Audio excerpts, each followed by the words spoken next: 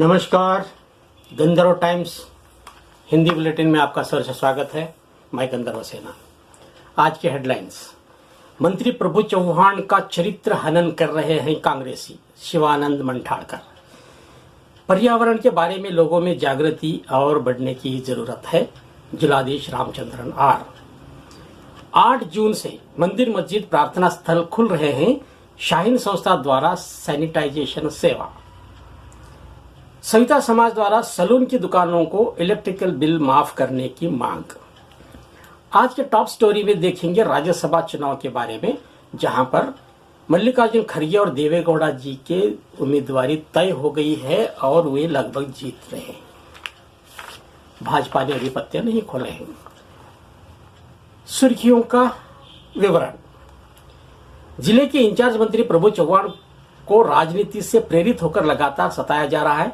2018 के चुनाव में प्रभु चौहान के खिलाफ चुनाव लड़कर हार खाने वाले कांग्रेस उम्मीदवार विजय कुमार कौडियाल तथा महिला कांग्रेस की जिला अध्यक्षा मीनाक्षी संग्राम ने झूठे कागजात के जरिए मंत्री जी का चरित्र हनन करने में लगे हुए हैं। उपरोक्त आरोप बीदर जिला भाजपा अध्यक्ष शिवानंद मंठाड़कर ने लगाया है। उन्होंने आज यहां प्रेस वार्ता को संबोधित करते हुए विजय कुमार कौडियाल तथा मीनाक्षी संग्राम द्वारा कल लगाए गए आरोपों का खंडन किया है और कहा है कि पिछले 3 चुनाव से हर बार इसी तरह बातें फैलाई जा रही है जो बेबुनियाद हैं। उन्होंने आगे कहा है कि कोर्ट द्वारा 2 बार ऐसे आरोप खारिज किए गए हैं, साबित नहीं हुए हैं। शिवानंद मंठाड़कर के अनुसार लोकतांत्रिक तरीके से चुने गए प्रतिनिधि को परेशान करने तथा उनका चरित्र हनन करना ही कांग्रेसियों का उद्देश्य है। एक प्रश्न के उत्तर में उन्होंने कहा है कि बीदर के पिछले जिलाधीश द्वारा कथित तौर पर जारी नोटिस अभी तक मंत्री प्रभु चौहान को नहीं मिला है। शिवानंद मंठाड़कर जो सत्तारूढ़ भाजपा के जिला अध्यक्ष हैं, उन्होंने पिछले जिलाधीश के बारे में आशंका व्यक्त की है कि वे किस दबाव में के चलते ऐसा नोटिस जारी किया, पता नहीं। एक और प्रश्न के उत्तर में उन्होंने कहा है कि प्रभु चौहान बीदर जिले के औरा तालुके के बोंती तांडा में ही जन्म लिए हैं। उनका जन्म स्थान कर्नाटक ही है। इस अवसर पर अशोक होकराणा, मल्लिकार्जुन कुंभार आदि नेता भी पत्रकार परिषद में उपस्थित थे। दूसरे समाचार का विवरण यह है, बीदर के जिला प्रशासन तथा वन विभाग के संयुक्त आश्रय में विश्व पर्यावरण दिवस मनाया गया। स्थानीय सरकारी इंडस्ट्रियल ट्रेनिंग सेंटर में नए जिलाधीश रामचंद्रन आर ने इस अवसर पर पौधे लगाए और कहा कि पर्यावरण के महत्व के बारे में लोगों में जागरूकता बढ़ाने की आवश्यकता है। इस अवसर पर जिला पंचायत के CEO Gyanendra Kumar Gangwar, SP Nagesh DL, one विभाग के अधिकारी शिवशंकर यस आदि लोग उपस्थित थे। इंडस्ट्रियल ट्रेनिंग सेंटर के प्रिंसिपल शिवशंकर टोकरे, सहायक वन अधिकारी एमडी मोइनुद्दीन, वन विभागाधिकारी प्रवीण कुमार मोरे, सुरेश, श्रीशैल शांत कुमार तथा दस्तगीर के अलावा वनश्री ग्रामीण विकास संस्था के नवनाथ भी इस अवसर पर उपस्थित थे। 5 जून को हर वर्ष विश्व पर्यावरण दिवस मनाया जाता है, जिसके अंतर्गत जिले भर में अलग अलग संघ संस्थाएं भी यह कार्यक्रम किए हैं। प्राप्त सूचना के अनुसार बीदर के गुरुपादप्पा नागमारपल्ली फाउंडेशन और मस्जिद बिलाल टीम के सहयोग से समाज सेवक मुनीर अहमद कुरैशी तथा लक्ष्मीकांत चंदू ने मिलकर नगर के कई मंदिर और चर्च के परिसर में पौधे लगाए हैं। पास और गुरुद्वारा अभी यहाँ मस्जिद में आया है और काफ़ी सारे मस्जिद और मंदिर में लगा चुके हैं अभी तक प्लांट। ये आखिरी हमारा काम चल रहा है, 100 झाड़ पूरे कंप्लीट कर देंगे वर्ल्ड इन्वायरमेंट डे के ऊपर। थैंक यू मुनीर भाई। उसी प्रकार हुमनाबाद के परिसर वाहिनी के अध्यक्ष शैलेंद्र कावड़ी ने हर घर को माँ एक पेड़ बच्चा एक पेड़ के स्कीम का लॉन्च किया, यानी मदर 1 ट्री बेबी 1 ट्री। 8 जून को सोमवार से सभी सार्वजनिक पूजा प्रार्थना स्थल यानी मंदिर, मस्जिद, चर्च, गुरुद्वारे सभी खुल रहे हैं। पिछले लगभग 75 दिनों से बंद रहे इन सभी स्थानों की साफ सफाई का काम चल रहा है। इस काम में भी बीदर के शाहीन शिक्षण संस्था की ओर से नगर के सभी मंदिर, मस्जिदों एवं चर्चों का सैनिटाइजेशन किया जा रहा है। इस संदर्भ में एक न्यूज चैनल से बात करते हुए शाहीन के अध्यक्ष अब्दुल कदीर ने कहा है कि सरकार के गाइडलाइन के मुताबिक लोग इन सार्वजनिक प्रार्थना स्थलों का उपयोग करें, सोशल डिस्टेंसिंग आदि का ख्याल रखें। बीदर ओल्ड सिटी के मस्जिदों के अलावा बसव मंडप, बौद्ध मंदिर तथा चर्च में भी शाहीन ग्रुप की ओर से सैनिटाइजेशन का काम किया गया।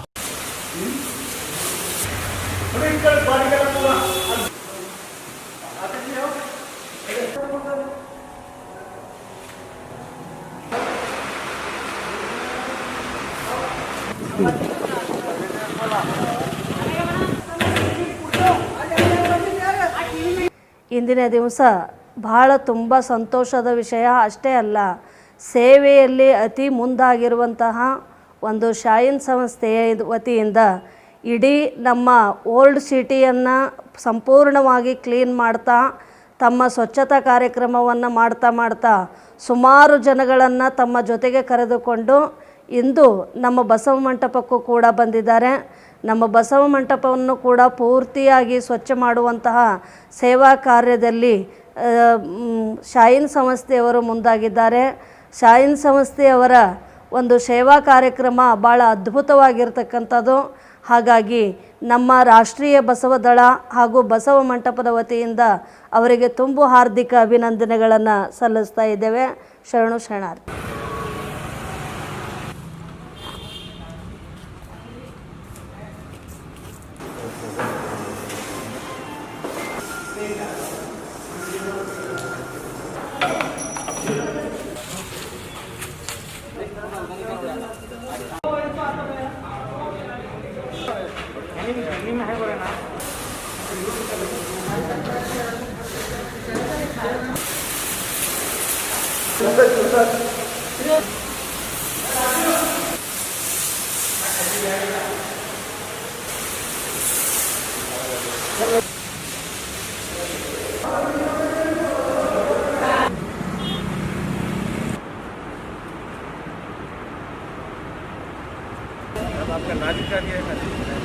आज जो बीदर में पूरे देश में एक सराहनीय काम किया जा रहा है शाहीन ग्रुप वालों ने, जो किसी धर्म या जात को देखे बगैर सभी चर्च, गुरुद्वारा, मस्जिद, मंदिर को आकर अपना ये छोटा काम ना समझकर खुद जो साफ सफाई कर रहे हैं उन सबको मैं सलाम पेश करता हूँ।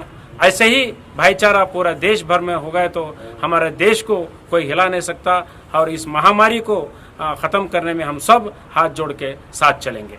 जो स्वच्छता आंदोलन कर रहे हैं ये बहुत बड़ी खुशी बात है। हर लोग शाहीन ग्रुप को हाथ जोड़ के ऐसा अगर आंदोलन करे तो सब एकजुट होकर काम करे तो ये बीदर में एक नया आंदोलन हो जाता बोलकर। सविता नावी समाज द्वारा नूतन जिलाधीश रामचंद्रन आर को एक ज्ञापन समाज के अध्यक्ष उमेश कुमार गोंदेगांव तथा प्रधान कार्यदर्शी अंबादास डोंगरगी ने मिलकर दिया है और मांग की है कि लॉकडाउन के 3 माह के दौरान हेयर कटिंग सैलून की दुकानों की बिजली के बिल माफ किया जाए तथा मुद्रा योजना के तहत लोन की व्यवस्था भी कर दिया जाना चाहिए। ज्ञापन में कहा गया है कि सरकार द्वारा इस गरीब समाज के लोगों को अभी तक कोई सहायता नहीं मिली है। पिछले 3 माह से कर्जे निकालकर लोग अपना जीवन निर्वाह कर रहे हैं। ज्ञापन पत्र में आग्रह किया है कि इस समाज को शीघ्र सहायता की आवश्यकता है। आज के टॉप स्टोरी में देखेंगे राज्यसभा के चुनाव के बारे में। आज की टॉप स्टोरी कांग्रेस के दिग्गज नेता मल्लिकार्जुन खड़गे को राज्यसभा के चुनाव के लिए उम्मीदवार बनाए जाने के बारे में है। मल्लिकार्जुन खड़गे जी पूरे देश में कांग्रेस के एकमात्र ऐसे नेता है जो दक्षिण भारत के रहते हुए अच्छी हिंदी बोल पाते हैं तथा लगातार पिछले 50 वर्षों से वे लगातार जीत हासिल कर रहे हैं। मगर पिछले 2019 के लोकसभा चुनाव में उन्हें गुलबर्गा लोकसभा क्षेत्र से हार का सामना करना पड़ा था। पिछली बार लोकसभा चुनाव में विपक्ष की आवाज बनकर कई बार मल्लिकार्जुन खड़गे ने देश का ध्यान खींचा है। लोकसभा में उनके भाषण कई बार दमदार साबित हुए हैं। राजनीति में उनका दीर्घ अनुभव तथा दलित समाज के दुख दर्द को बड़े संवेदनशील तरीके से प्रेजेंट करने में उनका कोई सानी नहीं है। आज कर्नाटक के कोटे से विधानसभा क्षेत्र से राज्यसभा के 4 स्थानों के लिए चुनाव हो रहे हैं।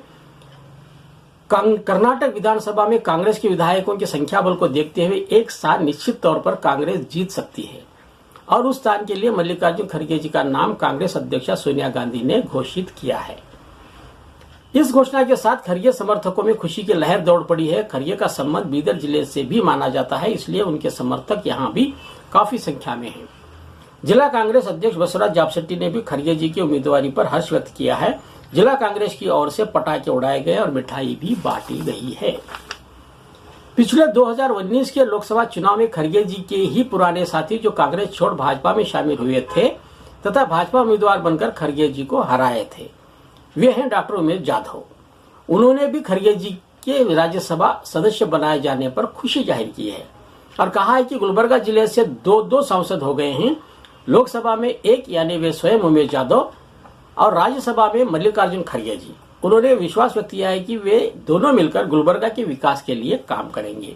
इधर जनता दल यस सुप्रीमो भूतपूर्व प्रधानमंत्री देवेगौड़ा जी को राज्यसभा चुनाव का उम्मीदवार लगभग घोषित किया है, लेकिन जेडीएस विधायकों की संख्या बल से ही वे यह चुनाव नहीं जीत सकते।